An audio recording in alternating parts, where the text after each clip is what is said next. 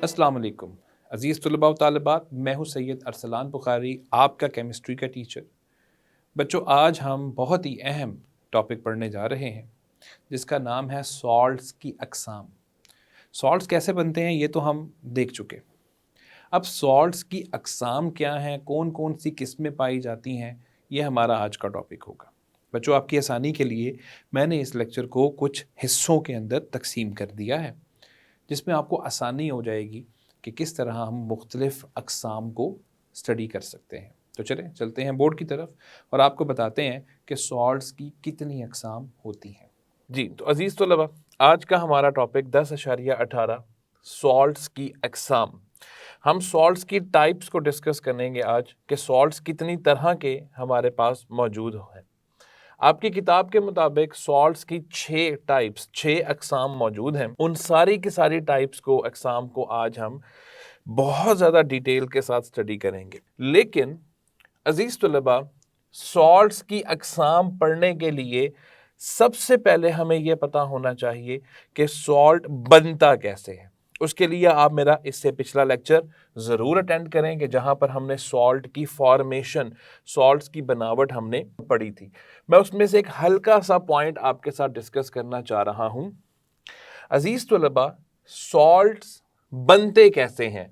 सबसे पहले एक सॉल्ट की बनावट चेक कीजिए कि सॉल्ट बनता कैसे है। जब आप इसकी बनावट को अच्छे तरीके से समझेंगे तो आपको इसकी अक़साम समझने में बहुत बहुत ज़्यादा आसानी हो जाएगी। एक सॉल्ट की बनावट कैसे होती है? अज़ीज़ तलबा, हमने पढ़ा था कि सॉल्ट बनाने के लिए आम तरीका जो हम इस्तेमाल करते हैं वो है एसिड और बेस का रिएक्शन। जब हम एसिड और बेस का रिएक्शन करवाते हैं तो उस रिएक्शन के नतीजे में हमारे पास सॉल्ट बनता है और सॉल्ट के साथ पानी बनता है। इस रिएक्शन स्कीम की 2 मिसालें मैं आपके सामने लिखूंगा, तो जरा गौर से देखें। अजीज तुलबा, पहली मिसाल जो मैं आपको दूंगा वो मैं आपको दूंगा HCl जमा NaOH, हाइड्रोक्लोरिक एसिड और सोडियम हाइड्रो ऑक्साइड का रिएक्शन जिसके नतीजे में NaCl बनता है और साथ में पानी बनता है। सबसे आसान रिएक्शन मैंने आपको बता दिया एसिड और बेस का, जिसके नतीजे में सॉल्ट और पानी बन रहा है। इसके साथ साथ मैं एक और रिएक्शन आपके सामने लिखूंगा जो है HNO3 यानी नाइट्रिक एसिड का, और उसका रिएक्शन मैं करवाऊंगा NH4OH के साथ जिसका नाम है अमोनियम हाइड्रो ऑक्साइड। और ये रिएक्शन देखिएगा किस तरीके से होता है, इस रिएक्शन को समझें। NO3 के ऊपर चार्ज आता है -1 और अमोनियम के ऊपर चार्ज आता है +1। ये +1 और ये -1 दोनों आपस में मिलते हैं और ये मिलके अमोनियम नाइट्रेट नाम का एक सॉल्ट बनाते हैं जिसका फॉर्मूला है NH4NO3 और साथ में H और OH मिलके पानी बनाते हैं। अजीज तलबा, ये जो ऊपर मैंने स्कीम लिखी थी एसिड प्लस बेस जिससे सॉल्ट और पानी बनता है, मैंने ये उसकी 2 मिसालें आपके सामने लिखी हैं सिर्फ आपको ये समझाने के लिए कि आपने सॉल्ट को बनाना कैसे है, और फिर इस टॉपिक से आपने टाइप्स जो सॉल्ट्स की अक़साम पढ़नी है वो आपने कैसे पढ़नी है। ये जो रिएक्शन मैंने आपके सामने लिखा हुआ है, ये जो कंपाउंड NaCl लिखा हुआ है, आप सब जानते हैं कि ये एक सॉल्ट है। ये एक सॉल्ट है। अब इसका सॉल्ट के अंदर 2 हिस्से हमें नजर आ रहे हैं। एक हमें इसका पॉजिटिव पार्ट नजर आ रहा है जो कि सोडियम है जिसको कैटाइन कहा जाता है, और एक नेगेटिव पार्ट नजर आ रहा है जो है एनाइन। अजीज तलबा, जरा गौर से देखिएगा कि ये पॉजिटिव पार्ट आ कहां से रहा है। ये पॉजिटिव पार्ट इस जगह से आ रहा है, यानी बेस वाले हिस्से में से पॉजिटिव पार्ट हमें नजर आ रहा है। जबकि उसका नेगेटिव पार्ट कहां से आ रहा है? उसका नेगेटिव पार्ट हमें एसिड वाले हिस्से में से नजर आ रहा है। अजीज तलबा, गौर कीजिए कि यहां पर एसिड में Cl मौजूद है और Cl के साथ हाइड्रोजन मौजूद है, जबकि यहाँ पे Cl के साथ सोडियम मौजूद है। तो हम यहाँ से एक नतीजा निकाल सकते हैं, और वो नतीजा क्या है अजीज तलबा? वो नतीजा ये है, हम ये कह सकते हैं कि मेटल आयन जो कि कहाँ से आया, मेटल आयन किसका? बेस में से, यानी बेस का जो मेटल आयन है, मेटल आयन बेस का हाइड्रोजन को उसकी जगह से निकाल रहा है। हम ये कह सकते हैं कि हाइड्रोजन को निकाल कर वो मेटल आयन उसकी जगह ले रहा है, यानी उसको डिस्प्लेस कर रहा है, उसको उसकी जगह से खारिज कर देता है। ये चीज है सोचने वाली। यानी सॉल्ट बन कैसे रहा है? जब यहां से आने वाला, बेस में से आने वाला मेटल आयन एसिड के हाइड्रोजन को निकाल रहा है, और जब वो उसकी जगह पे खुद जुड़ जाता है तो वो एक सॉल्ट बना देता है। अजीज तुलबा, यहां पर भी यही काम हो रहा है। यहां पर बस फर्क ये है कि यहां पे कोई मेटल आयन मौजूद नहीं है, अमोनियम आयन मौजूद है, और वो अमोनियम आयन यहां से निकलकर हाइड्रोजन को उसकी जगह से डिस्प्लेस करता हुआ नजर आ रहा है। आप क्लियरली यहां पे देख सकते हैं तमाम स्टूडेंट्स कि NO3 के साथ हाइड्रोजन मौजूद है, जबकि यहां NO3 के साथ अमोनियम आयन मौजूद है।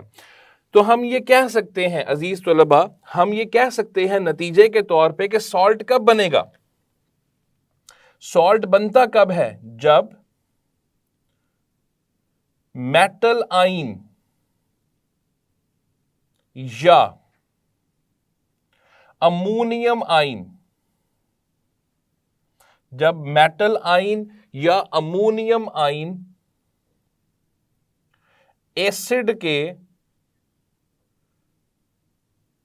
हाइड्रोजन आयन को, हाइड्रोजन आयन से मुराद है H पॉजिटिव, जब वो उसके H पॉजिटिव यानी हाइड्रोजन आयन को खारिज करके उसकी जगह ले ले। तो ये एक आसान सी टर्म है, ये एक आसान सी चीज है जिसको समझना बेहद जरूरी है कि सॉल्ट कब बनता है। सॉल्ट तब बन रहा है जब मेटल आयन या अमोनियम आयन, जो कहां से आ रहा है? बेस में से आ रहा है, और वो आता है, वो एसिड के अंदर मौजूद हाइड्रोजन को उसकी जगह से निकाल बाहर करता है, उसकी जगह पे खुद जुड़ जाता है। तो जब वो उसकी जगह पे खुद जुड़ेगा तो उसके जुड़ने से सॉल्ट बन जाएगा। अजीज तलबा, ये बात समझना बेहद ज़रूरी है जब हम सॉल्ट्स की अक़साम पढ़ते हैं। तो मैं उम्मीद करता हूं कि आपको ये समझ लग चुकी होगी कि एक सॉल्ट बनना कैसे है, और ये दो एग्जाम्पल्स मैंने आपके सामने, इन दो मिसालों को मैंने आपके सामने डिस्कस किया है। अजीज तलबा, अब आते हैं हमारे टॉपिक की तरफ कि सॉल्ट्स की अक़साम हम इस नॉलेज से कैसे निकाल सकते हैं। सबसे पहले तो मैं आपको ये बताना चाहूंगा कि सॉल्ट्स की 6 अक़साम, सॉल्ट्स की 6 अक़साम आपके कोर्स में शामिल हैं, और हम इन तमाम अक़साम को बहुत ज़्यादा डिटेल से पढ़ेंगे, क्योंकि ये क्वेश्चन बोर्ड के पेपर में लॉन्ग क्वेश्चन के तौर पर आ चुका हुआ है। सॉल्ट्स की अक़साम के अंदर जो पहली किस्म हम पढ़ेंगे वो है न्यूट्रल सॉल्ट्स। अजीज तलबा, इनको न्यूट्रल सॉल्ट्स भी कहते हैं, इनको नॉर्मल सॉल्ट्स भी कहते हैं।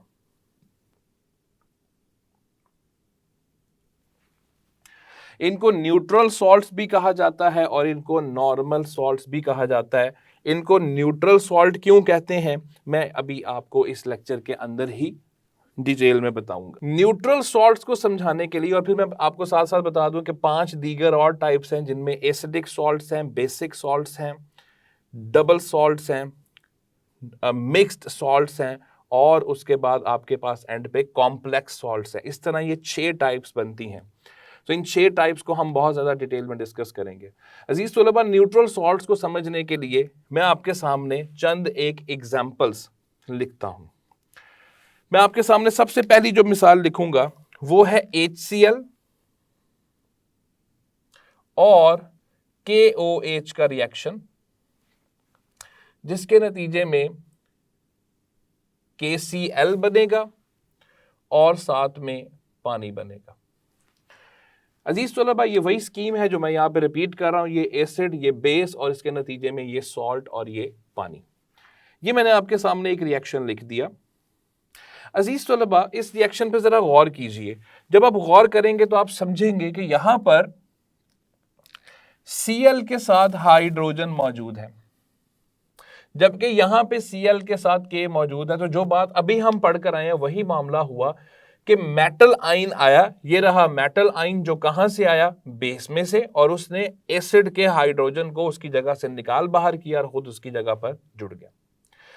अजीज तलबा, जरा गौर कीजिए कि इस एसिड के पास एक ही H था, लिहाजा एक ही K आता है और वो एक ही हाइड्रोजन को उसकी जगह से निकाल देता है। यानी हम ये कह सकते हैं कि यहां पर हाइड्रोजन आयंस की, अजीज तलबा इस चीज को समझना बहुत जरूरी है, हाइड्रोजन आयंस की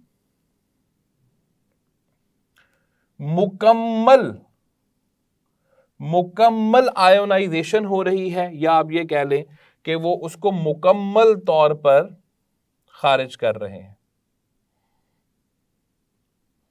मुकम्मल तौर पर खारिज कर दिया गया है।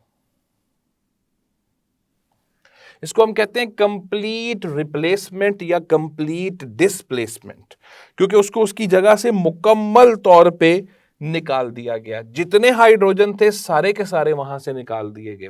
अजीज तलबा, इस चीज को समझाने के लिए मैं आपको एक मिसाल और देता हूं। हम अब रिएक्शन आपके सामने लिखेंगे H2SO4 यानी सल्फ्यूरिक एसिड का,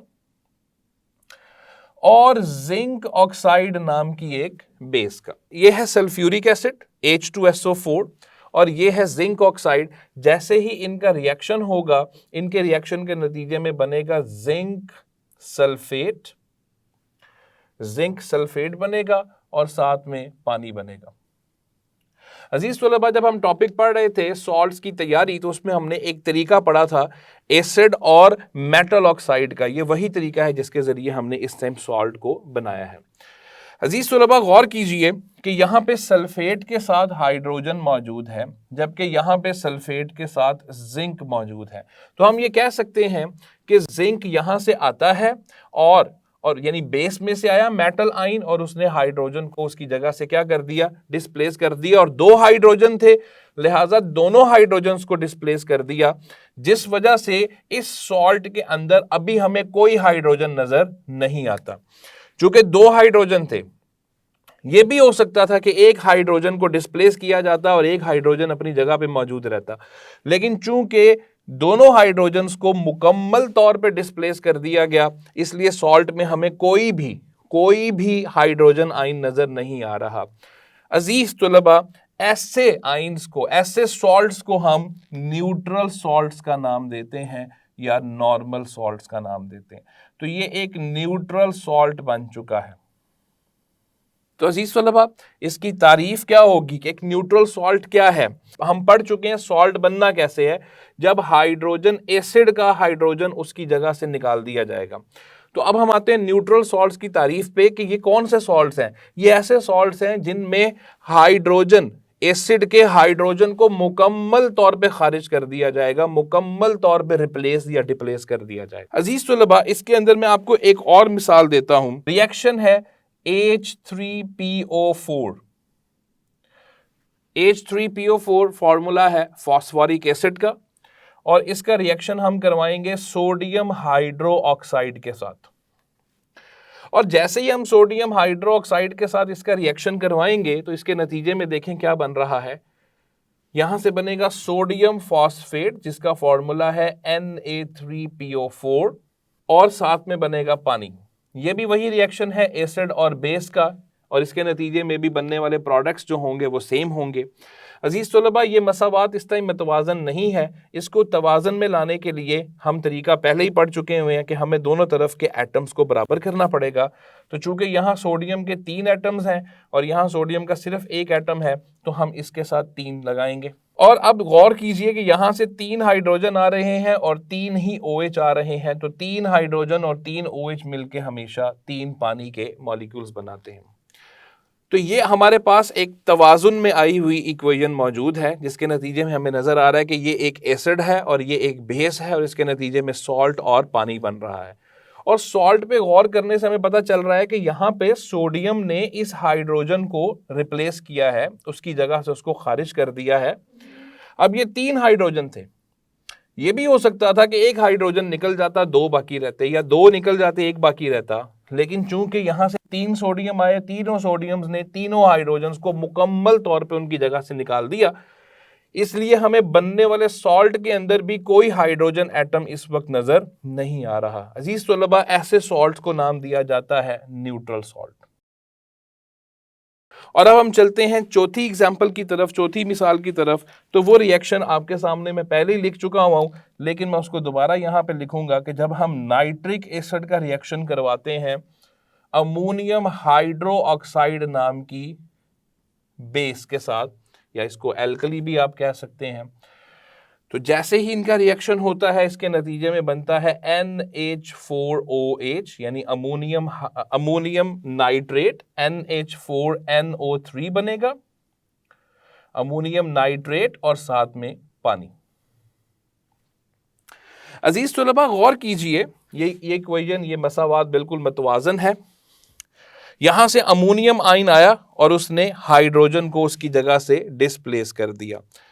अब एक ही हाइड्रोजन था और वो मुकम्मल तौर पे डिस्प्लेस हो गया, जिसकी वजह से बनने वाले सॉल्ट के अंदर किसी किस्म का हमें कोई हाइड्रोजन एटम या आयन इस वक्त नजर नहीं आ रहा। लिहाजा ये 4 मिसालें मैंने आपके सामने न्यूट्रल सॉल्ट्स की दे रखी हैं। तो अजीज तलबा, इन 4 मिसालों को पढ़ने के बाद एक बात साबित होती है कि न्यूट्रल सॉल्ट्स क्या हैं। न्यूट्रल सॉल्ट से मुराद क्या है? ऐसे सॉल्ट्स जो हाइड्रोजन की मुकम्मल रिप्लेसमेंट के बाद बनते हैं, मुकम्मल तौर पे उसको उसकी जगह से खारिज कर दिया जाएगा तो वो बनते हैं। और इसको खारिज करेगा कौन? ये फैसला हम पहले ही कर चुके हैं कि या तो मेटल आयन करेगा या अमोनियम आयन करेगा।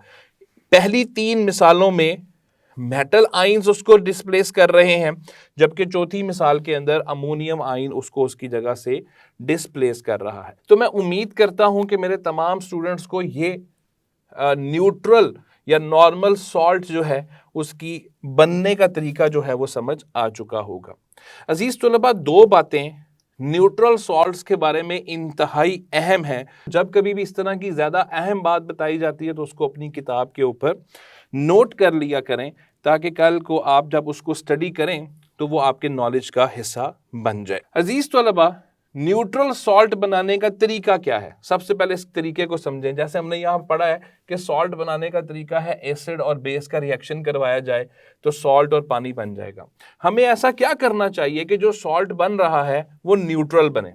तो अजीज तलबा, इसके लिए बहुत जरूरी है कि आप एक ताकतवर एसिड लें और उसका रिएक्शन एक ताकतवर बेस के साथ करवाएं। आप एक ताकतवर एसिड, जिसको स्ट्रॉन्ग एसिड कहा जाता है, उसका रिएक्शन एक ताकतवर बेस यानी स्ट्रॉन्ग बेस के साथ करवाएंगे तो इन दोनों के रिएक्शन के नतीजे में न्यूट्रल सॉल्ट बन के सामने आएगा और साथ में पानी बनेगा। अजीज तलबा, ये बात बड़ी अहम है जो मैंने आपको बताई है कि ताकतवर एसिड का रिएक्शन ताकतवर बेस के साथ करवाएं तो आप न्यूट्रल सॉल्ट बनाएंगे। अगर आपने कमजोर एसिड रख दिया तो उसके नतीजे में न्यूट्रल सॉल्ट नहीं बनेगा। वो हम अगले टॉपिक के अंदर उसको डिटेल में डिस्कस करेंगे। तो अगर आप न्यूट्रल सॉल्ट बनाना चाहते हैं तो ताकतवर एसिड रखें और उसका रिएक्शन ताकतवर बेस के साथ करवाएं। जैसे आप इन 4 रिएक्शंस में देख सकते हैं कि मैंने इंतहाई ताकतवर एसिड इस्तेमाल किए हैं चारों। मैंने किसी रिएक्शन में एसिटिक एसिड जैसा कमजोर एसिड इस्तेमाल नहीं किया। और चारों बेसिस जो मैंने इस्तेमाल किए हैं वो ताकतवर बेसिस इस्तेमाल किए हैं और उन सब के नतीजे में न्यूट्रल सॉल्ट बनता हुआ हमें नज़र आ रहा है।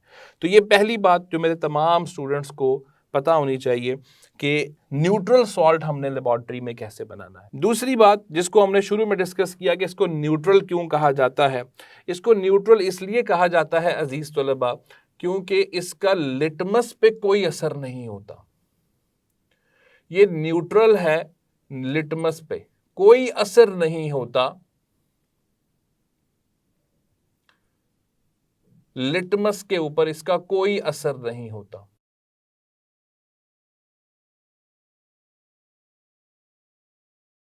जैसे कि इस चैप्टर के आगाज में हम पढ़ के आ चुके हैं कि लिटमस पेपर एक टेस्ट होता है, वो पहचान की एक निशानी है। अगर तो वो नीले से सुर्ख हो जाता है तो वो चीज़ एसिड है, और अगर वो सुर्ख से नीला हो जाता है वो चीज़ बेस है। लेकिन अगर उस पर कोई असर नहीं पड़ता, नीला लिटमस पेपर नीला ही रहे और सुर्ख लिटमस पेपर सुर्ख ही रहे, तो उसको हम कहते हैं कि वो न्यूट्रल चीज़ है। अजीज़ तलबा, इन्हें न्यूट्रल सॉल्ट्स इसलिए कहा जाता है कि जब इनके अंदर डिप किया जाता है लिटमस पेपर को, तो लिटमस पेपर पे किसी किस्म का कोई इफेक्ट क्रिएट नहीं होता, जिससे ये साबित हो जाता है कि ये सॉल्ट्स न्यूट्रल हैं, मतलब इनकी पीएच 7 है। तो न्यूट्रल सॉल्ट्स इनको इसलिए भी कहा जाता है कि इनकी लिटमस पे किसी किस्म का कोई असर नहीं होता, और दूसरी चीज़ इनकी पीएच क्या होती है, 7। तो मैं उम्मीद करता हूं कि मेरे तमाम स्टूडेंट्स को सॉल्ट्स की बनावट और साथ ही साथ न्यूट्रल सॉल्ट्स को बनाने का तरीका समझ लग चुका होगा। दीगर अक़साम को इंशाल्लाह हम लोग नेक्स्ट लेक्चर के अंदर स्टडी करेंगे। जी, तो अज़ीज़ तलबा व तालिबात, ये था आज का टॉपिक जिसमें हमने पढ़ा कि सॉल्ट्स की 6 अक़साम पाई जाती हैं। मैंने बहुत तफसील और मिसालें दे के आपको ये समझाया है। मैं उम्मीद करता हूँ कि आपको समझ लग चुकी होगी। इंशाल्लाह अब अगले लेक्चर में आपसे मुलाकात होगी। तब तक अपना ख्याल रखें। अल्लाह हाफ़िज़।